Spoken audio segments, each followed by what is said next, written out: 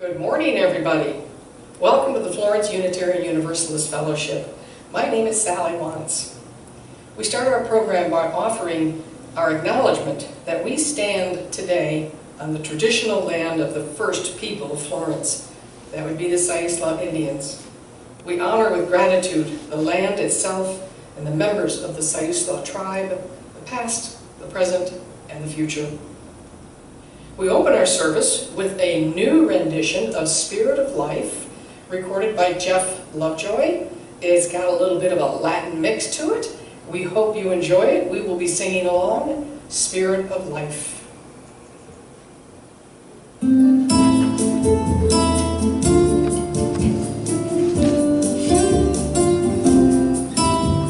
Spirit of life, come unto me, sing in my heart all the stirrings of compassion, blow in the wind, rise in the sea, move in the land, giving life the shape of justice, roots hold me close, wings set me free.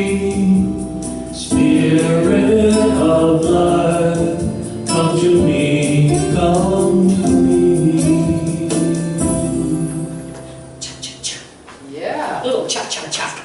That was great. Thank you, Jeff. That was fun. That was fun. Now, those of you at home who don't know the words to that song, they are in the newsletter, so you can print them off and sing along with us. You might have to back up and start over again, but you'll get the words, okay? A few announcements. Next week, we celebrate the 4th of July. Dean Schrock will be our featured speaker, and his message is titled, The Courage to Trust Yourself. We also will have a special song, Compliments of Mark Levy, who may be with us live to perform it. It's one of those war songs. I can't think of the name of it. We'll get it to you. It should be quite interesting. Mark is very passionate about this particular song on the 4th of July, so stay tuned. So you probably noticed by now in all the newsletters all the great classes and the offerings that we will start in July from our new ministerial team. We have Dr. Dean Schrock, who will speak to us on the first Sunday each month. Reverend Dr. Ruth Miller will speak to us on the second Sunday each month. And Donna Smith will travel from Roseburg to be with us on the third Sunday each month. Donna will also be here either Saturday night before or Sunday afternoon to teach a class. So stay tuned, we'll have details on that for you, okay? Now if you're watching this on Sunday morning, the 27th, come join us for a picnic today starting at 11:15 in our backyard. Like we did last week and like we'll do every week thereafter, you need to bring your everything, your chair, your food, your beverage. We've got a table, we've got trash cans, and we'll have little stickers that you can put on if you wish to give or receive a hug. So we can know exactly who wants what, and we'll try to provide as best we can. Last week it was great. I was hugging everybody. It was wonderful. Me too. I know, wasn't it great? And we'll also conclude at 12:15. So this is just an hour-long picnic, hour-long event. Come join us. We sing the peace song at the end and have a great time. So. And speaking of singing, you know, if there's anybody out there who's a musician, you know, we have Tuvia. Mark Levy is a singer. I think he even plays instruments. I think so. Jeff plays the keyboard. Anybody who wants to be a part of our recordings, our Sunday service recordings, please let us know. We'd love to build you into our Sunday service, order service. So let us know what you're willing to do, okay, as we go forward. So also, because we're doing picnics now, we're not doing the happy hour on Sunday night. We'll postpone that until the fall, all right? And then, so we're going to start recording live starting July 4th. It's Sunday, and every Sunday thereafter. And we're going to start off slow with the usual group and anybody else that wants to join us. Smaller numbers, because right now we're still going through some remodeling, and there's not a lot of space, and the chairs are not easily accessible. But if you want to come on Sunday and watch us record and be a part of a live service, join us. And as we keep going forward each week, we can increase seats and availability. We will still always practice social distancing in your groups, as well as masking will be required, okay? So hang with us. We're gonna get this fellowship open, and we're right now the old cafe. You remember the cafe where we used to have food, right? Mm-hmm. It's gonna be turned into our new library and office. So it's been painted and we're getting it fixed up so we can start having classes and private events back there. So this is what we're doing. Are there any announcements from you folks before we move forward? Okay. So I invite Catherine to come forward. She's going to light our flame here at FOOF. I encourage you to light your candle at home.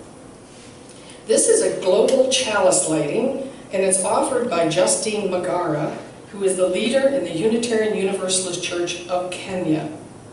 These global chalice lightings happen every month from someplace else around the world, so we're bringing Kenya to Florence. We light this chalice to welcome the Spirit of life into our lives today and forevermore. May this light rekindle the faith, trust, hope, and love, which is the true image of the Spirit of life, and we are made in the Spirit's image. May this light remind us to give thanks to the one and only source of our lives. May this light remind us that we are skillfully crafted and we are the masterpiece of the Maker. The one who has great mystery on how to talk with infants, deaf, and the blind. The one who speaks to the wind, when to move and when to stop. May this light carry our prayers to the Spirit of life in giving glory and seeking forgiveness over our brokenness. We light this chalice in a special way to ask for a divine healing for the earth. May this flame be the symbol of our prayers, burning continually to the heavens as a sweet-smelling aroma. As this flame continues burning and the wax melts away, let also our pain melt away. As this flame goes up and the wax melts away, let the spirit of our beloved ones who have transformed from this life go in peace and live in paradise. May this be our humble prayer. Amen. Isn't that beautiful? Kenya, love it. I invite Catherine to come up. We've got some joys and concerns. I'd love to help you with the shells, and I also have a joy, and I think Ray does too, and maybe Tuvia. Yes. Okay. Good morning, everyone. Good morning. Good morning. This is the time of our service where we share our joys and concerns. It reminds us how we are connected with each other, and especially as we're starting to open up again in a physical way, to meet in a physical form, the picnics, a few more people in the church itself. How do we vibrate with each other? How do we vibrate with our heart? How do we meet the other's heart in the fullest vibration of love that we can? That's a question I pose to all of you. In humor and in love. And in love. I have a couple of things today. Lynn Ann Kogert and her husband did make it to Montana safely with everything they were pulling and hauling and all of that. She used to be a member of our board. We're sorry she's gone, and at the same time, this is this is their home for the rest of their time. Yes, I saw that. Yes. This is for you, Lynette and Ed. Yes, yes. I think you have some. Yeah. I'll step aside. We'll just line up and we'll just go in order. So my joy is, today, Sunday the 27th, will be the Sunday matinee of the Vagina Monologues, of which I am a part, and many of you have seen this last week. And it's just been such a joy to bring this compelling stories to the Florence folks. I know it's been very meaningful to so many, and I appreciate your support. Thank you. I will put a shell in here. Thank you.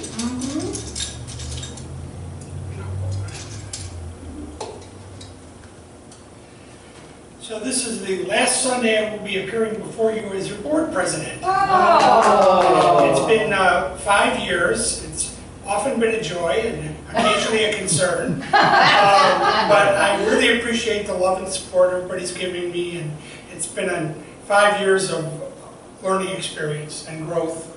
And I humbly turn it over to Deborah Jordan. You're gonna drop a shell on your way? I dropped it. You did already? Uh-huh. Right. Thank you, Ray.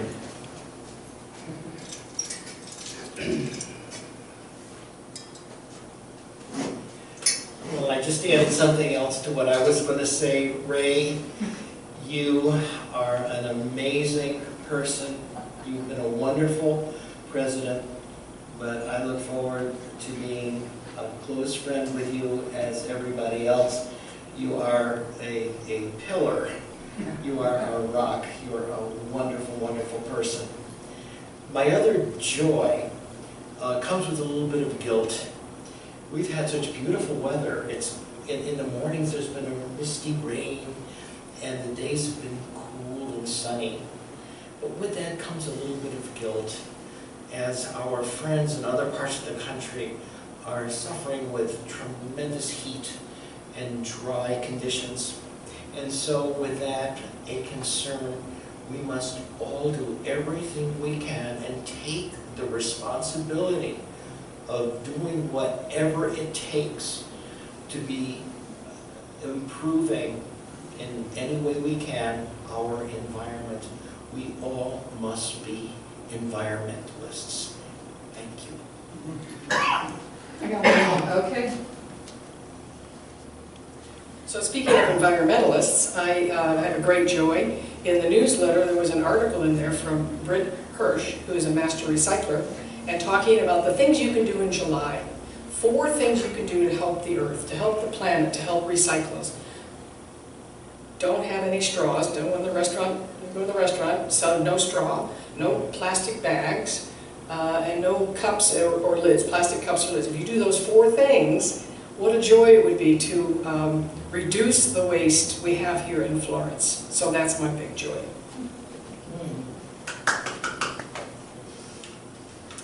I was reading something this morning that I'd like to share with you.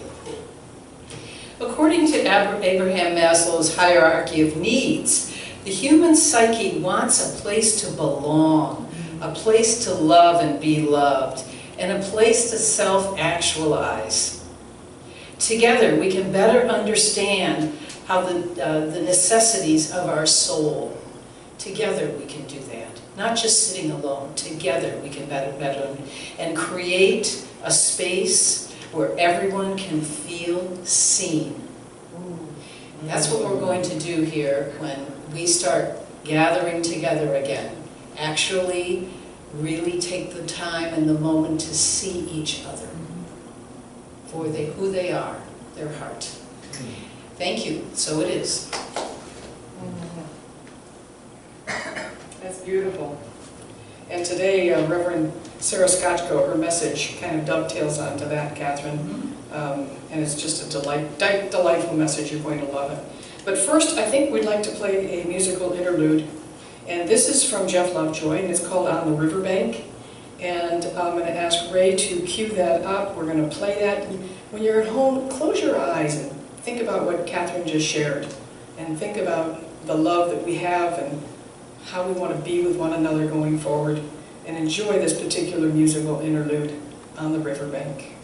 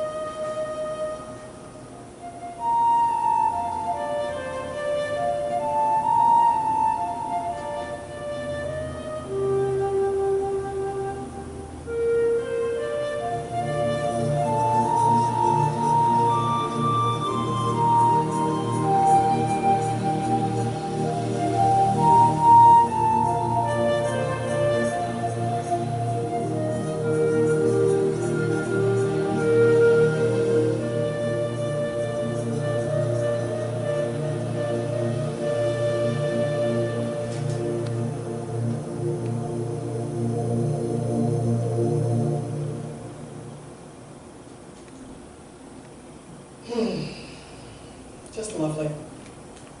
Thank you, Jeff. Thank you. It's my pleasure to reintroduce Reverend Sarah Skochko to you, and many of you have never met Sarah.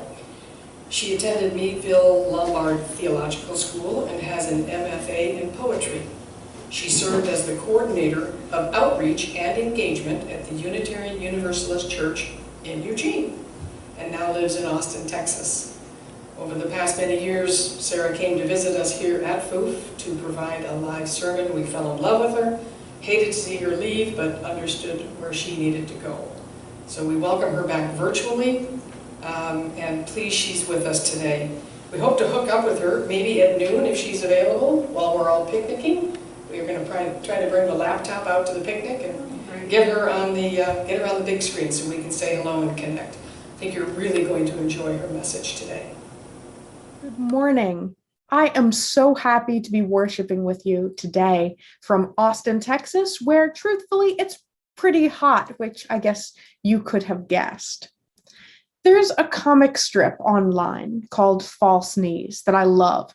It depicts birds having often philosophical conversations, and they're beautifully drawn. It's worth checking out. Perhaps the most popular False Knees strip features two seagulls standing on a jetty and looking out at the ocean. "Where do you think we're headed?" one of them asks. "I was going to go get some fries on the pier," the second seagull responds. "No, I mean big picture," the first seagull says. "What is the culminating result of consciousness? Where does this path end?"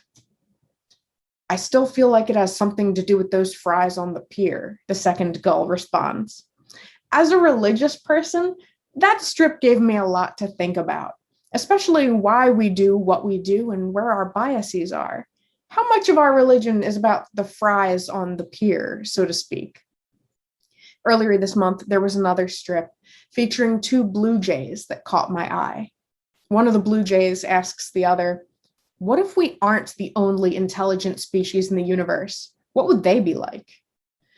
"Let's see," the other jay says. "They'd need to be good at problem solving and to have advanced communication skills, a social structure, self-awareness." "The ability to fly?" the first one asks. "Well, that goes without saying," the second one responds. "And a strong beak, of course," the first blue jay says. "How could you do anything intelligent without a strong beak?" the second one says. Both of those comics have a lesson to remind us on this Sunday morning to be careful not to do the same thing with Unitarian Universalism that the seagulls and blue jays might do. It reminds us to be aware of the way we think and to not see our faith as the natural answer to any question that might come up. And the question this morning for this service is whether church in America is dying. When Gallup started keeping track of how many Americans attend a house of worship, so a church, a synagogue, a temple, back in 1937, it was 73% of Americans. And that number stayed largely stable for about 60 years. It was a long time. But about 20 years ago, around the year 2000, that number took a nosedive. It began to drop, not just among young people, it dropped among all demographics. Everyone began to attend church less. For whatever reason, by 2020, only 47% of Americans, that's less than half the country, reported attending a house of worship. So if you're listening to this sermon, that means you're in the minority, and so am I. And as churchgoers, I think it's understandable to be concerned about this, the same way a seagull might be concerned to find out that the rest of the flock was giving up flying by the pier to check for French fries. Like, what is happening to our sacred thing?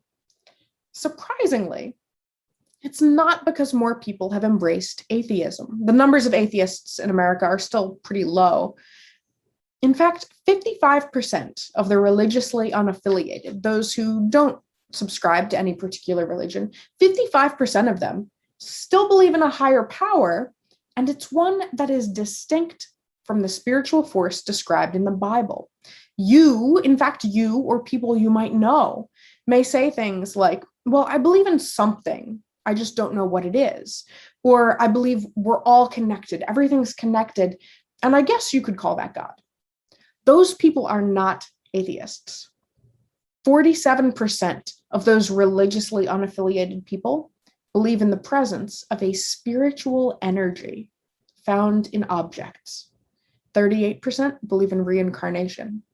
In other words, most of the people who don't go to church are in fact very spiritual. Though many factors are at play here, the two biggest appear to be, one, the sexual abuse scandals that rocked the Catholic Church, and two, the increased association of religion in general with the political right. Apart from that specifically Catholic exodus, surveys have found that those who've left the church are largely political progressives who say they can't tolerate institutional hate, hypocrisy, and denials of science, particularly in light of climate change. Yes, those who've given up church do tend to skew young, but that might just be because political progressives tend to skew young. I started attending church in my 20s, and I firmly believe that young people have the same need for religion and spirituality as their elders. In her book, Strange Rites, that's R-I-T-E-S, Tara Isabella Burton makes a compelling claim that all those people who have abandoned church over the past 20 years still have religious needs, and their religious needs are being met. But they're being met at fitness classes, political rallies, and internet forums. Though they've turned away from organized religion, many Americans now practice a kind of disorganized religion, according to Burton. They lead richly spiritual lives by mixing and matching whatever practices and beliefs they feel like. A person might download a meditation app or buy crystals or incense or tarot cards. They might start a women's circle or read books about feng shui or take up journaling with fancy pens as a spiritual practice.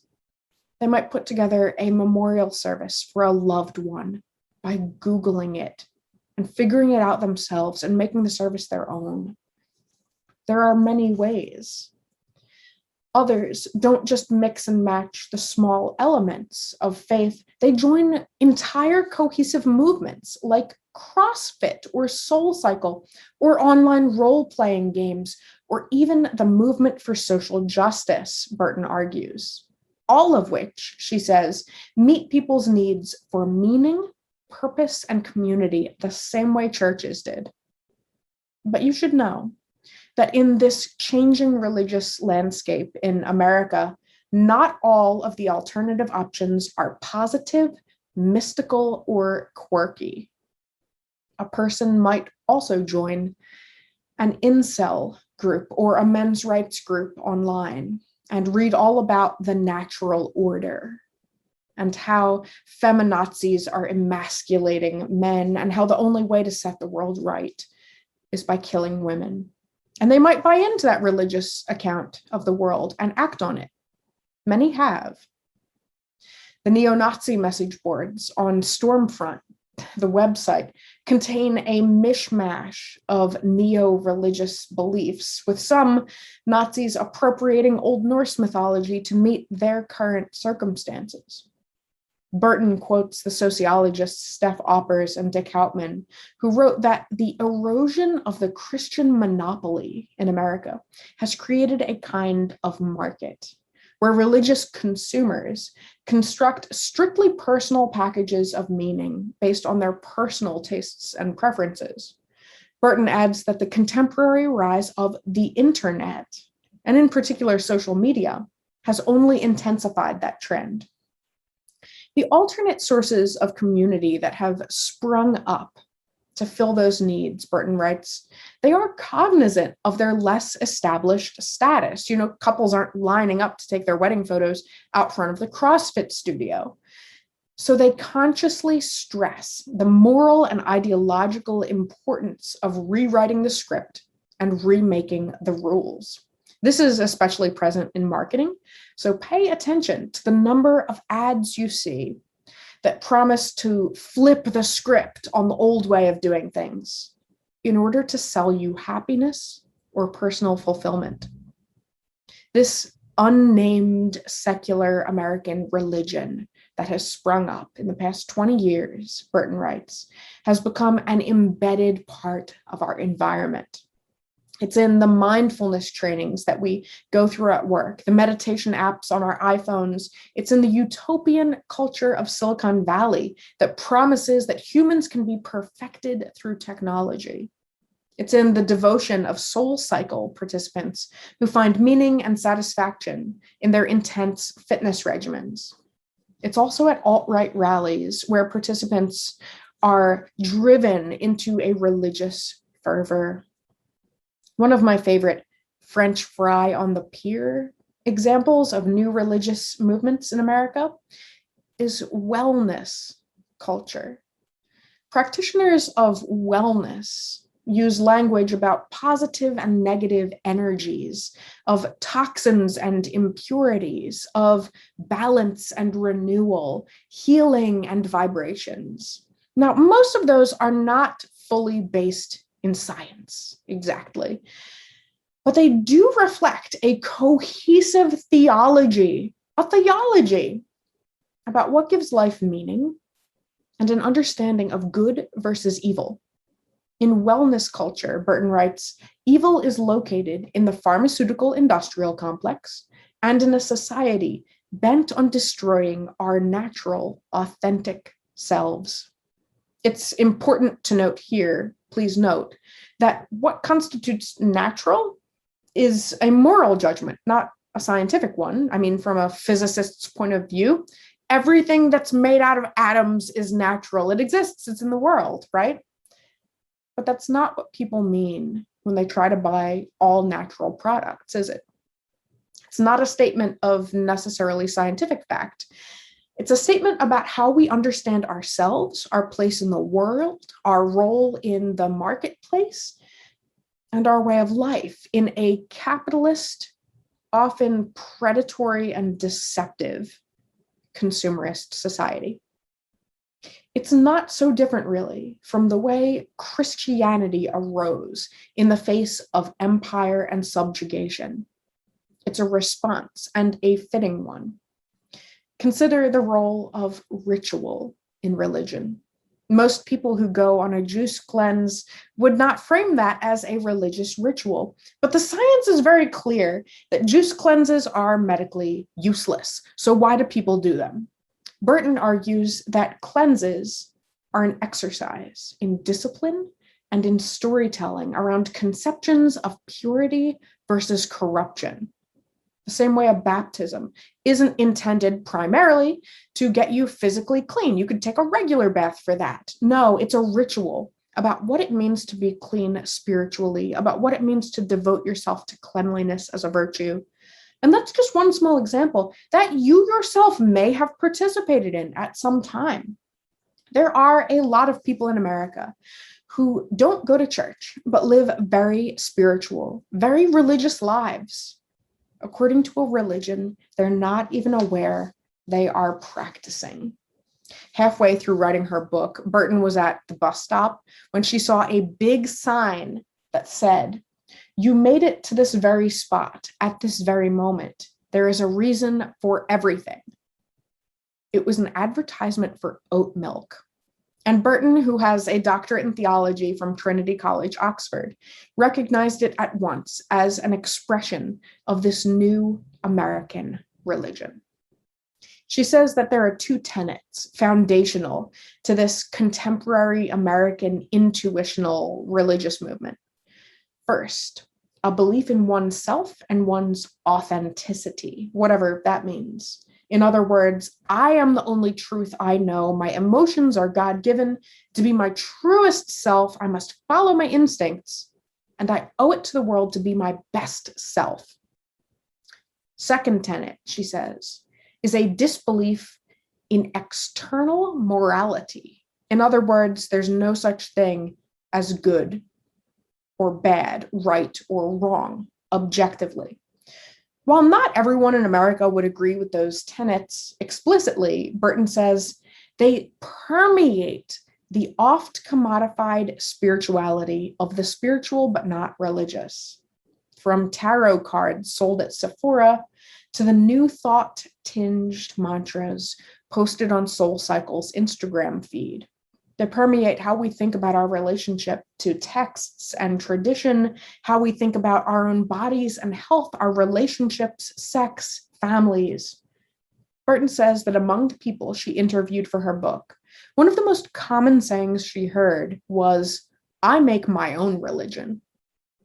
It might sound like a rebellious or subversive statement, once again, flipping the script, until you realize that nearly a quarter of the people around you are doing the exact same thing, and most of them think that they're the only one. The idea that one of the largest religions in America might be invisible and have no name, and people don't even know they belong to it, is fascinating.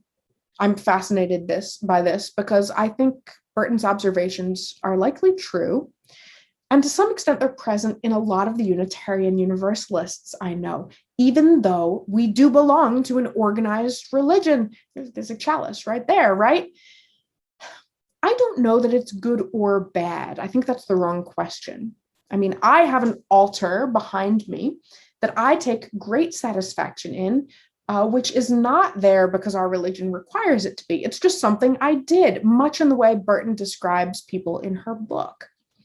One of the risks, though, Burton says, is the risk of creating an increasingly splintered American society in which our desire for personal fulfillment takes precedence over our willingness to build coherent ideological systems and functional, sustainable institutions.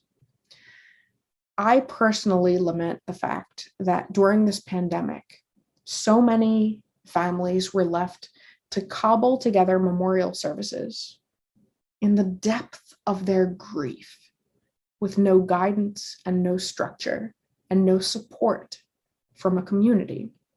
Because CrossFit can provide community, but it doesn't provide a liturgy for death. And so where does all of this leave us?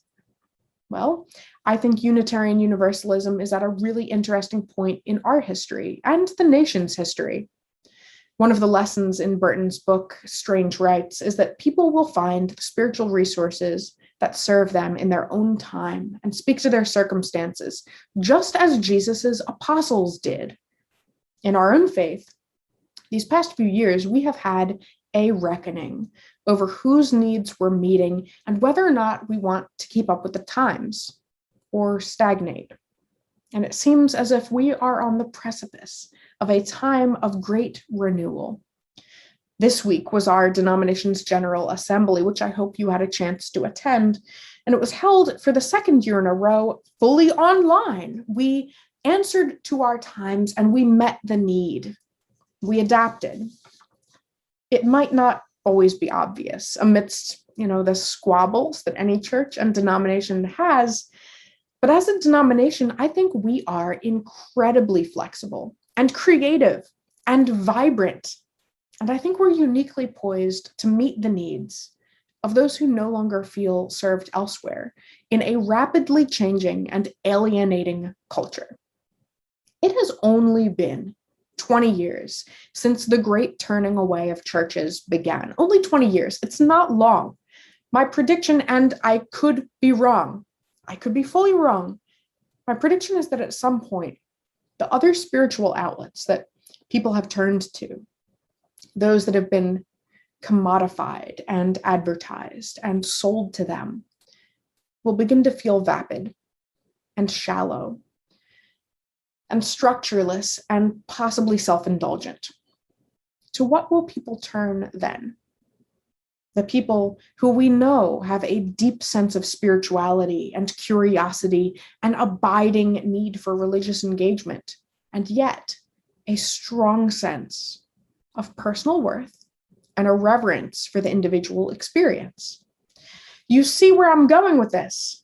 Like the seagull who insists that revelation probably has something to do with those French fries on the pier. Yes, I, the Unitarian Universalist with the enormous chalice in the background, I think that the future of religion in America has something to do with us.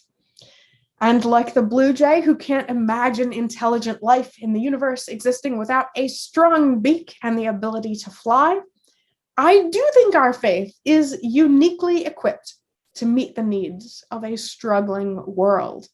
I think we have a gospel, and it's a gospel of the future. Like those two birds, I might be narrow-minded, but faith for us isn't defined by what we believe. That's kind of the backbone of our faith, isn't it? Our faith is defined by how we abide with one another and the church. And so, dear ones, let us abide, even in these days of strange rites. Amen, and blessed be. Thank you, Sarah.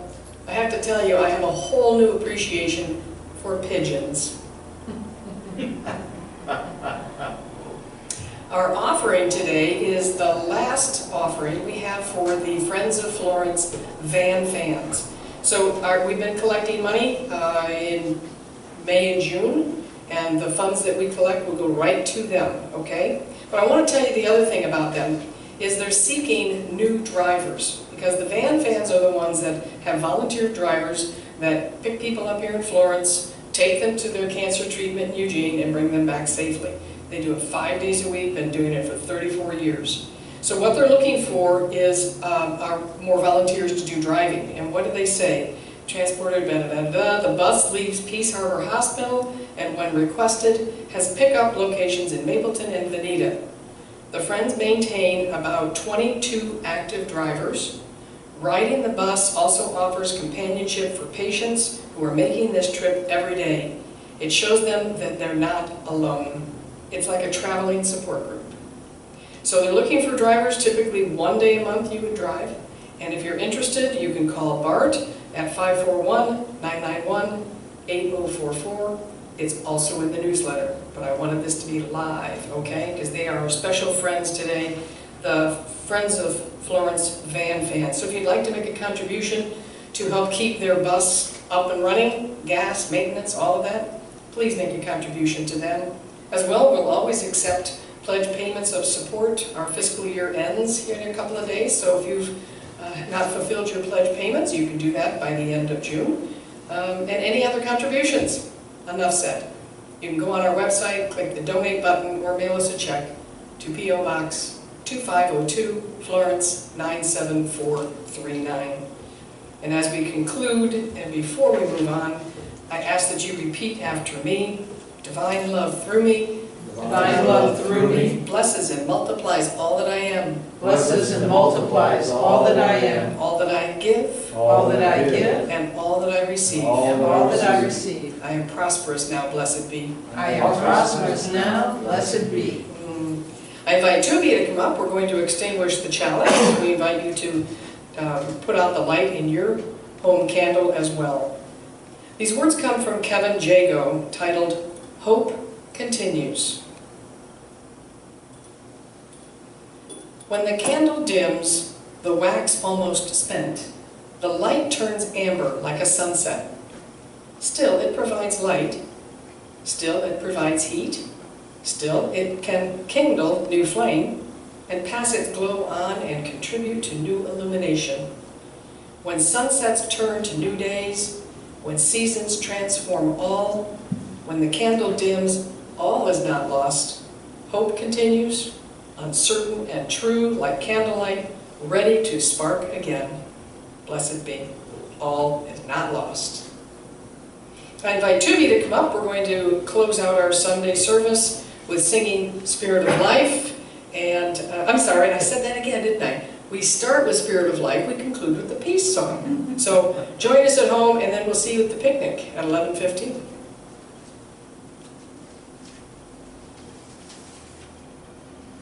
I just want to say, Jeff, that was a beautiful Spirit of Life. I just loved it. So looking forward to when we will be able to be in our circle once again.